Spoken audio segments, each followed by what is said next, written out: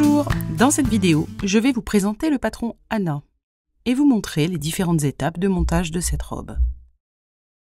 Le patron est proposé en version enfant ou version femme. Il s'agit d'une robe courte au-dessus du genou ou d'une robe longue aux chevilles.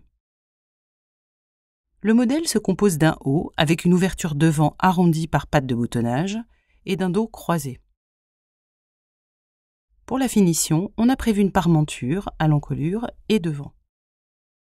À partir de là, on propose une version allongée avec un panneau supplémentaire pour une robe longue, presque au niveau cheville, comme je le disais. La robe a des poches et des pinces poitrine pour la version femme ont été ajoutées. Enfin, le modèle se décline avec manches longues classiques ou des manches courtes avec une fente, des petites fronces en bas de manche et un bracelet à nouer. Les coutures côtés sont faites en couture anglaise, c'est-à-dire que les marges sont complètement enfermées entre les épaisseurs, ce qui permet une belle finition. La forme de la robe est un peu loose, mais moins qu'un modèle comme Elena par exemple. Le corsage est plus droit et plus haut, et il y a un petit peu moins de fronce. Il est tout à fait possible de modifier le style en faisant un devant croisé comme le dos. Vous n'aurez alors pas de patte de boutonnage devant, il suffira de remplacer les pièces devant par les mêmes pièces qu'au dos. On vous explique ça en fin de vidéo.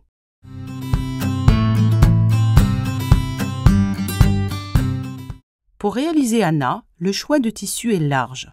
Il suffit de prendre une matière souple que l'on pourra froncer.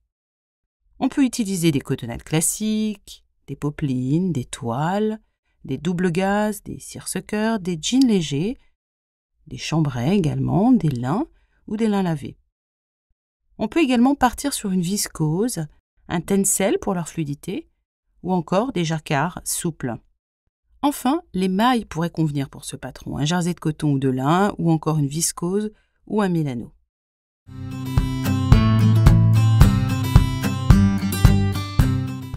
Concernant les niveaux de couture d'Anna, on est sur un modèle de niveau intermédiaire. Vous apprendrez à monter une parmenture, à monter des poches appliquées, froncées, à réaliser des manches courtes fantaisie et enfin à réaliser des coutures anglaises. Vous pouvez retrouver sur le site dicati.fr, dans la rubrique tuto, un tutoriel vous expliquant comment retoucher une manche longue en version femme pour celles qui ont un bras un petit peu fort. Il y est expliqué aussi comment retoucher la largeur de manche sans retoucher l'emmanchure. Vous pouvez aussi le visualiser dans une vidéo spécifique tournée pour un autre patron, le patron Marié-Que. Le principe est reportable sur absolument toutes les manches.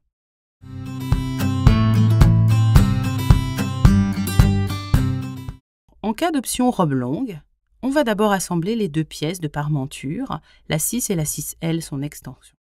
On a placé endroit contre endroit la lisière basse de la parmenture sur la lisière étroite de son extension. On a piqué à 7 mm pour l'enfant ou à 1 cm pour la femme. On a ouvert la marge de couture et on repasse pour tenir en place. On a entoilé les parmentures sur l'envers, donc la pièce 6 ou la pièce 6 et son extension, et la pièce 7, qui est la parmenture du dos. Je recommande de ne pas entoiler les marges de couture pour éviter toujours les surépaisseurs. On aligne endroit contre endroit les parmentures devant et dos au niveau des épaules. On épingle. Et on va piquer à 7 mm pour l'enfant et à 1 cm pour la femme. Et ben voilà, on a piqué, on a ouvert les marges de couture au fer. Enfin, on a surfilé ou surjeté la lisière extérieure de la parmenture. Moi, je l'avais fait avant d'assembler les épaules, mais faites-le plutôt après.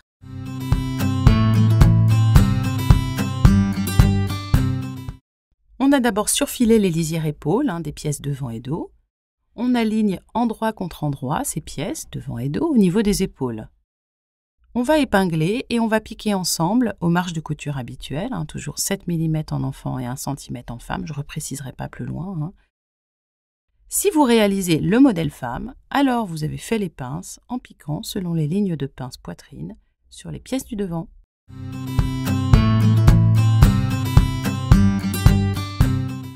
On a piqué, on a ouvert les marges de couture au fer et on va aligner endroit contre endroit.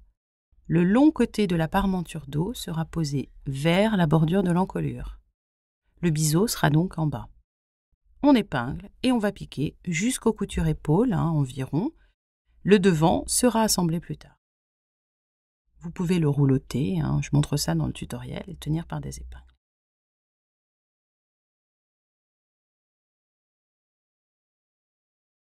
On a piqué, on va coucher au fer les marges de couture sur l'envers de la parmenture dos, la numéro 7, et on va sous-piquer.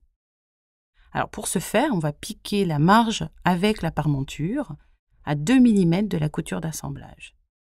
Et là, on va s'arrêter à 3 cm des coutures épaules environ pour pouvoir plus tard continuer à assembler la parmenture devant sans être gêné. Avec la sous-piqûre, la parmenture tiendra bien en place à l'intérieur du vêtement. On a sous-piqué, comme vous le voyez ici. On a ensuite surpiqué la lisière du bas à travers les pièces, dos et sa parmenture. Puis, on répétera en symétrie sur l'autre partie du dos. Et enfin, on va laisser le reste de la parmenture devant en attente. Comme je le disais, vous n'hésitez pas à rouloter devant et à tenir avec une épingle. Bon, moi je ne l'ai pas fait, mais je vous le montre sur le tuto papier. On va superposer les pièces dos. La partie droite au porté, elle est au-dessus de la partie gauche en général. On fait coïncider les repères milieu dos. On épingle le long et on pique ensemble dans la marge de couture pour bien tenir en place.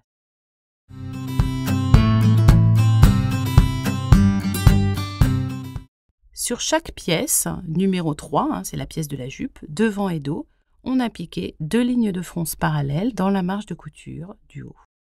On espace en général ces lignes de fronce de 2 mm et évidemment, on n'arrête pas les fils ni au début ni à la fin.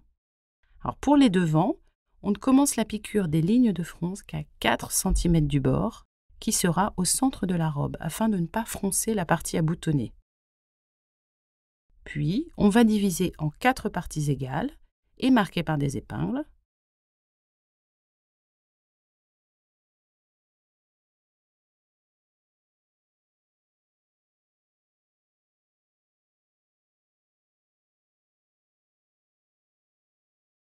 On répète sur la lisière du corsage devant et dos.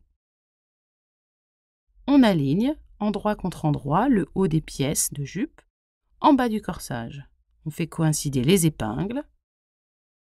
On repositionne les épingles à travers les épaisseurs.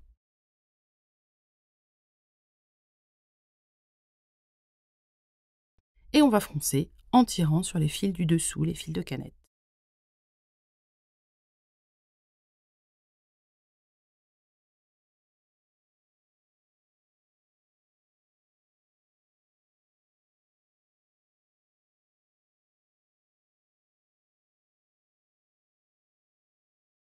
Et alors une petite astuce, on va retenir les extrémités du fil en formant un 8 autour de l'épingle.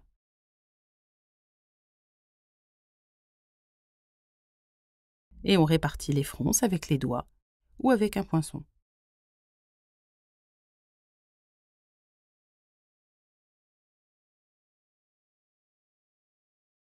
On va piquer à 5 mm du bord pour maintenir les fronces en place.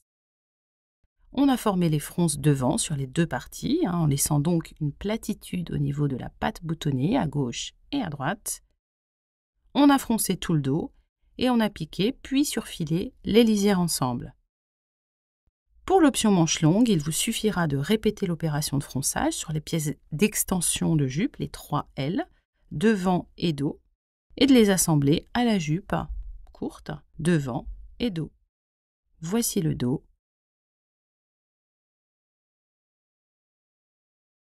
Puis le devant.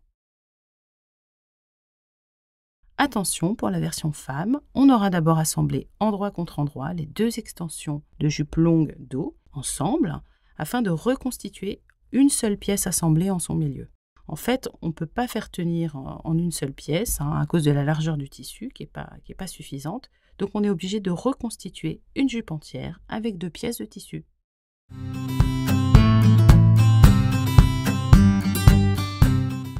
On va finir de poser la parmenture maintenant qu'on a terminé de monter les devants et les dos à la bonne longueur. La parmenture était en attente. On avait seulement assemblé la parmenture au dos parce qu'on devait la prendre dans la couture du dos ici. Bon, maintenant, on va aligner endroit contre endroit les lisières de la parmenture de devant, donc la 6 ou son extension 6 et 6L, le long de l'encolure devant et de l'ouverture devant. On va épingler soigneusement et on va piquer selon les marges de couture prévues dans le patron. Alors, au niveau de l'arrondi, je recommande de planter l'aiguille dans le tissu, de soulever votre pied presseur, de faire pivoter, puis de rabaisser le pied et de continuer la piqûre qui formera ainsi un très bel arrondi. On a piqué, on va dégarnir les marges de couture dans cet arrondi. Puis, on couche les marges avec le fer sous la parmenture et on sous-pique à travers la parmenture et la marge de couture. Ainsi, ça tient bien en place. Bon, vous n'arriverez pas à sous-piquer dans l'arrondi, c'est pas grave, c'est normal. Il suffit de s'arrêter avant et de reprendre après. Voilà, on a sous-piqué. On va finir de rabattre la parmenture sur l'intérieur de la robe. On repasse et on épingle. Et on va surpiquer tout le long de la parmenture à environ 3 cm et demi, 3,5 pour tenir en place devant et au dos et bien finir cette encolure. On répète en symétrie sur l'autre côté. Et voilà, on a fini le montage de la parmenture.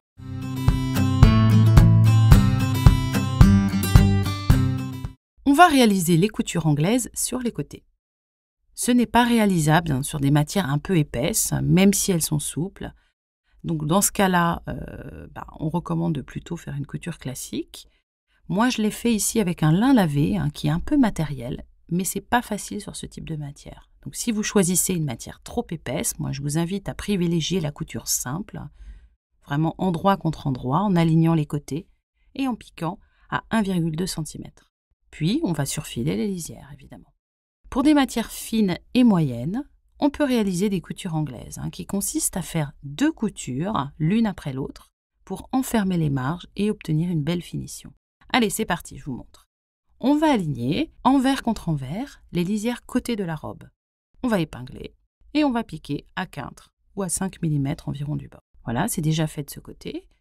Donc je vais dégarnir en recoupant de façon assez proche, à environ 3 mm de la marge de couture. Et puis, on va retourner le travail, endroit contre endroit.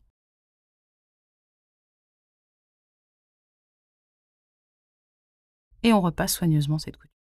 On va enfin surpiquer à 7 mm pour l'enfant ou 1 cm pour la femme, pour réenfermer les marges de couture dans cette nouvelle couture. On a piqué, et ici la finition est vraiment très propre. Je vous invite évidemment à répéter ensuite en symétrie de l'autre côté.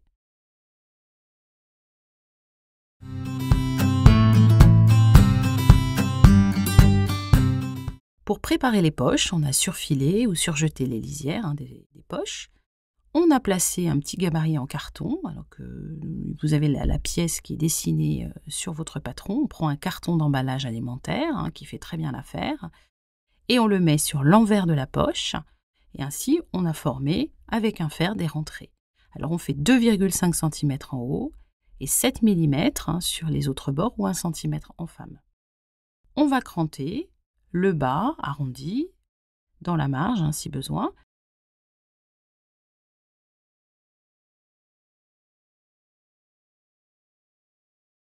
Et on va piquer maintenant le haut à 2 cm du bord pour tenir le rentré en place. On ouvre et on pose la robe bien à plat au niveau des coutures côtés. On reporte les repères de position de poche si on ne l'avait pas encore fait. On a piqué le haut du revers intérieur de la poche et maintenant, on va placer l'envers des poches sur l'endroit de la jupe selon les repères du patron. Bon, sinon, vous placez les poches comme vous le souhaitez, évidemment, plus devant, plus au dos, ou plus en bas. Mais nous, on l'a voulu à cheval, sur la couture côté. C'est aux 3/4 sur le devant et 1/4 sur l'arrière de la robe. On va épingler en mettant la jupe bien à plat. C'est une partie un petit peu délicate.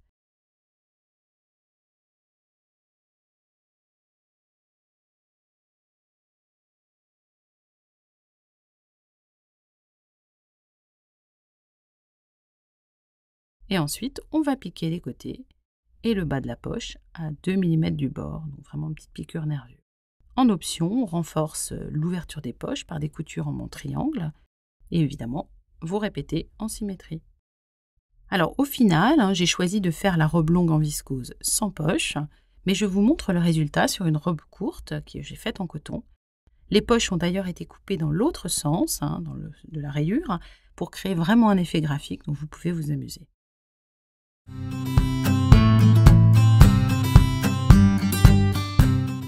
Alors moi, je vais réaliser au final la version manche courte, mais pour la version manche longue, je vais vous montrer sur une pièce de manche longue comment on fait. Donc on préforme d'abord au fer un rentré de 7 mm en bas de manche, puis un second de 1 cm. C'est la même chose pour la femme ou pour l'enfant. On a surfilé les lisières de dessous de manche, et endroit contre endroit, on va aligner les lisières des dessous de manche. On va épingler.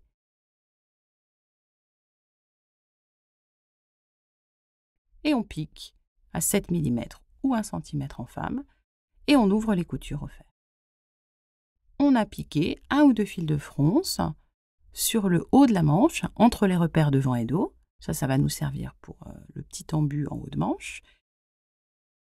Bon, alors, on va enfiler endroit contre endroit la manche dans le corps de la robe. On aligne l'emmanchure en commençant l'épinglage par les repères de tête de manche, puis les repères de milieu de manche, devant et dos. On va épingler le long de l'emmanchure. Et si on a un petit peu d'embu, alors l'embu, qu'est-ce que c'est? C'est un excès de matière à la manche qui permet de donner de l'aisance lorsque c'est porté. Donc, on en a de temps en temps un petit peu, donc on va tirer sur le fil de fronce de la tête de manche pour résorber cet excès de matière jusqu'à ce que la bordure soit bien de la même longueur que l'emmanchure. On fixe les extrémités, on répartit les fronces et on repasse. Puis on va piquer à 7 mm en enfant ou 1 cm en femme et on surfile ou on surjette les lisières de l'emmanchure ensemble.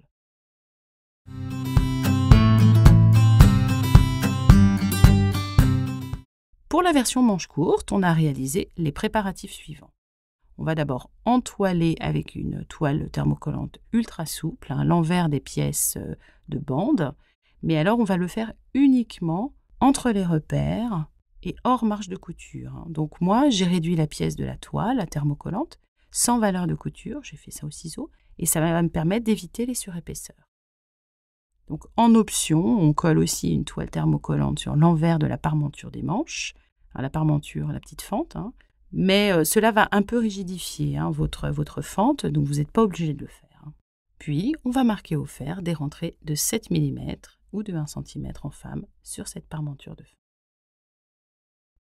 On va réaliser la fente sur le dessus de la manche. On va placer pour cela endroit contre endroit la parmenture de la fente au milieu du bas de la manche.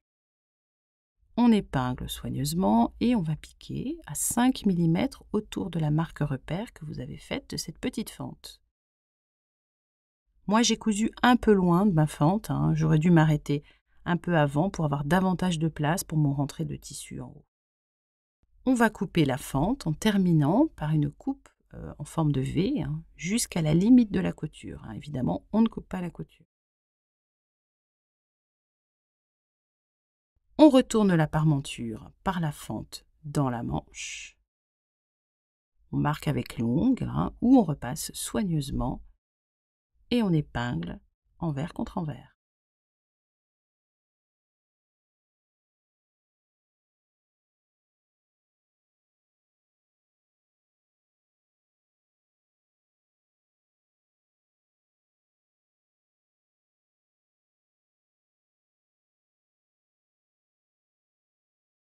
Et on va enfin surpiquer le pourtour de la parmenture en piqûre-nervure à 2 mm.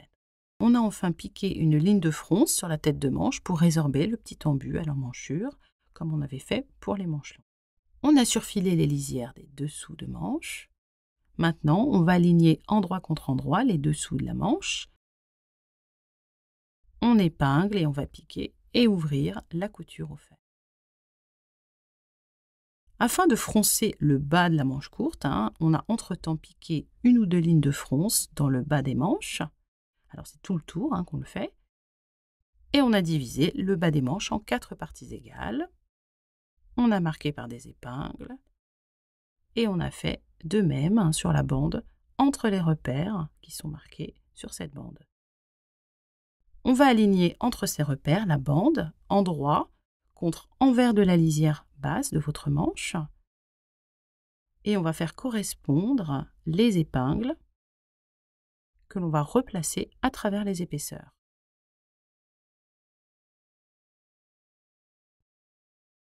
Puis on va froncer le bas des manches en tirant sur les fils de canette comme d'habitude, jusqu'à atteindre la même longueur que la bande entre les repères.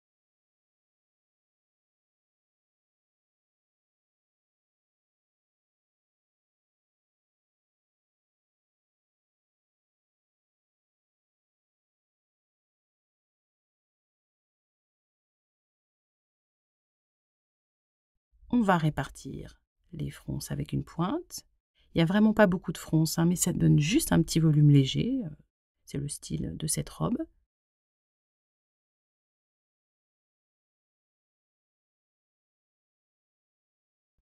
Et puis, on piquera à 7 mm ou à 1 cm pour la femme. On va répéter sur l'autre manche et on enlèvera les fils de fronce. On a piqué et on va plier en accordéon les extrémités de la bande en droit contre endroit. En fait, c'est assez facile à faire grâce aux rentrées qu'on avait préformées au fer. On va piquer, ce qu'on a déjà fait sur l'autre manche, comme ça on vous montre. On dégarnit et on retourne.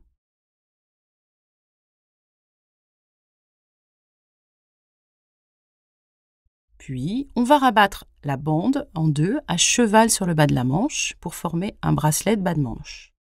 Et en fait, il y a des petits liens dans sa continuité. Ces bandes formeront ensuite un nœud pour fermer la manche. On va tenir en place avec des épingles.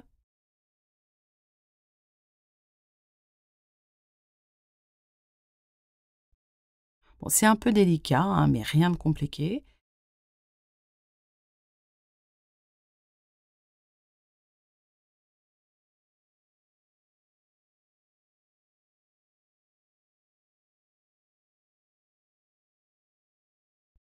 Et on surpiquera à 2 mm du bord sur l'endroit. Aux extrémités, moi j'aime bien terminer par quelques points à la main pour que vraiment j'ai des jolies finitions. Et enfin, on va repasser.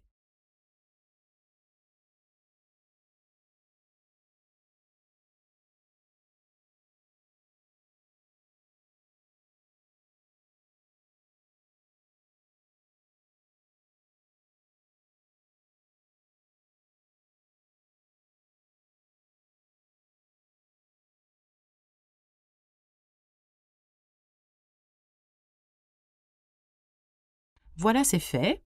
Alors, on va enfiler maintenant la manche, endroit contre endroit, dans l'emmanchure.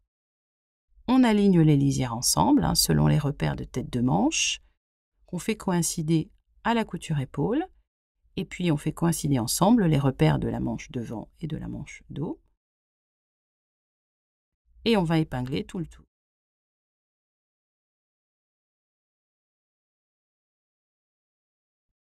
On va tirer sur les fils de fronce de la tête de manche pour résorber l'éventuel embut, le petit excès de matière qu'on va avoir et qui donne un peu d'aisance au porté, jusqu'à ce que la bordure de manche soit de même longueur que l'emmanchure.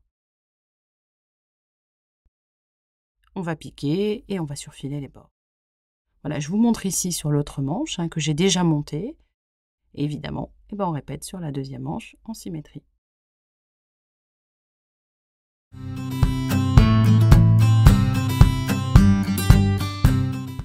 Il nous reste à faire les ourlets. Alors une méthode, d'abord, on a surfilé le bas de la jupe.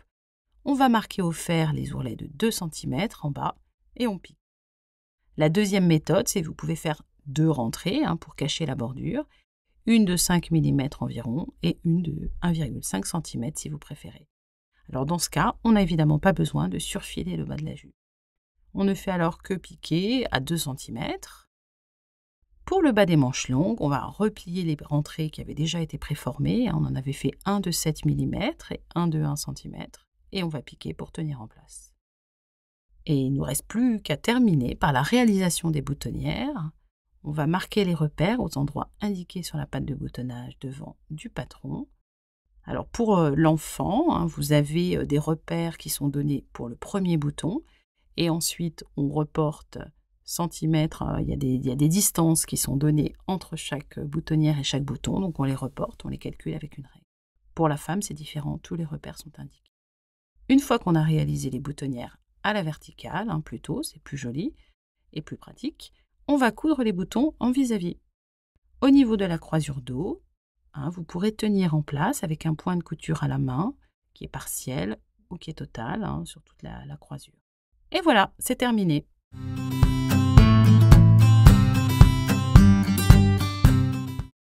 Alors, on vous a préparé un petit bonus pour adapter la robe si vous choisissez de réaliser cette robe avec une croisure devant comme au dos, et donc sans pack de boutonnage devant. Vous aurez alors à couper la pièce du dos avec la pièce du patron 2 évidemment. Puis, il vous faudra retracer la pièce dos pour aller devant.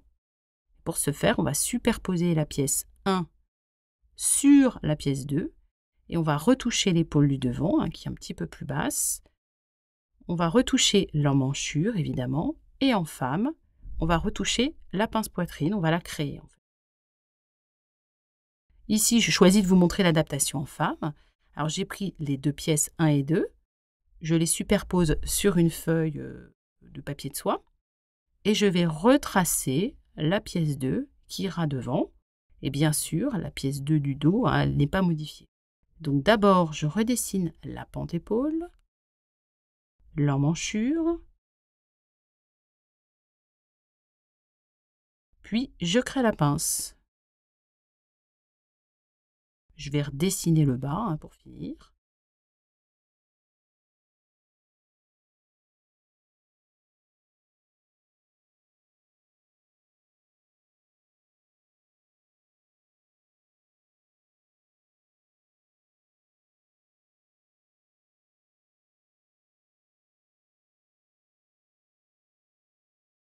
Et je découpe.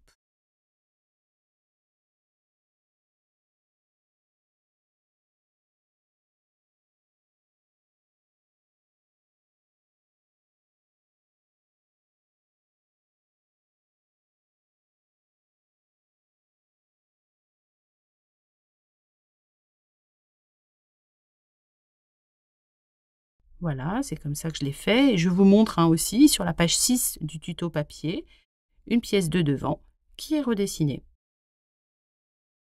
Ensuite, il va falloir couper 4 fois la pièce de parmenture dos, au lieu de 2.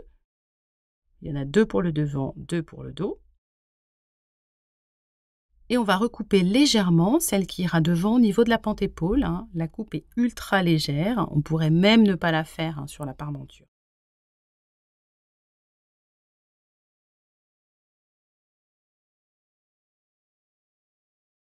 Et puis on va couper 2 fois la pièce de la jupe courte du dos. On va le faire au pli pour avoir un devant et un dos de jupe qui sont tout à fait identiques. Bon, pour la femme, c'est la pièce en fait qui s'appelle 3 étoiles. Pour le montage, c'est vraiment rapide. Je vous montre sur le dessin directement. Vous montez le corsage devant comme le dos. La croisure se fait sur la partie droite au porté et elle va se placer au-dessus de l'autre. Bon, alors pour la femme, on a fait quand même des pinces, évidemment, et la parmenture ensuite va être montée tout de suite sur l'ensemble du corsage devant et dos. Ensuite, on froncera les jupes devant et les jupes dos, qui sont tout à fait identiques, et on les assemblera au corsage. Il ne vous restera plus qu'à monter les manches, sans changement par rapport à ce qu'on vous a déjà expliqué. Et évidemment, vous pourrez coudre la croisure devant pour éviter qu'elle ne s'ouvre au porté, mais assurez-vous avant que votre tête, vous avez un bon passage de tête, sinon piquez la croisure devant, mais pas celle du dos. Bon voilà, j'ai terminé mes robes. J'espère que cette vidéo vous a été utile. Et bien maintenant, il me reste à vous dire, à vous de jouer. À bientôt.